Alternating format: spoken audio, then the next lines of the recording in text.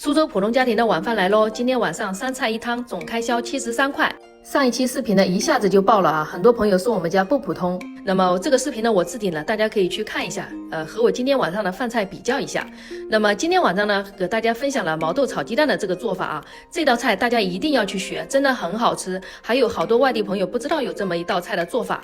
那么大家看完之后，帮忙点赞、关注、分享出去，让更多的人知道毛豆炒鸡蛋这个做法。特别是家里面有孩子的朋友啊，非常推荐大家试一下。首先呢，先要选一些新鲜的毛豆，把它剥成毛豆米，上面有衣的这种是最好的。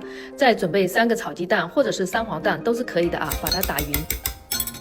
我今天用的这个量杯啊，这个超级好的啊，它是耐高温、耐低温，而且是可以进微波炉烤箱的，很好用这款量杯。锅里面放适量的油，毛豆米下锅，再给它翻拌一下，翻拌到毛豆米起皮起皱了之后呢，放适量的水，然后糖和盐，其他的什么调味料就不要了。然后中小火烧5分钟，这会儿呢，你看这个水已经烧干了，我们把毛豆米呢铺在锅里面铺平，把鸡蛋浇在毛豆米上面，然后再沿锅壁呢淋一点点的油，这样呢它不会粘连，这样炒出来的鸡蛋呢和毛豆米呢比较干香。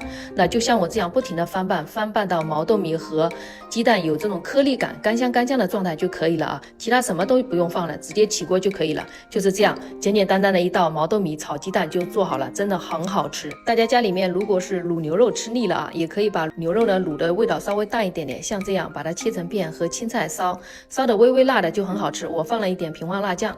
然后这个毛豆炒鸡蛋啊，我们家是很受欢迎的。你看我们家那个牛肉啊都没怎么动，反而这个毛豆炒鸡蛋是更加吃香。每次我炒的时候，家里面肯定是要光盘的，很好吃，所以非常推荐大家去试一下。这个肉汁笋干啊，也是苏州的一道比较经典的一道菜系了。那么喜欢苏州家常菜的朋友，记得点赞关注，我们下期再见。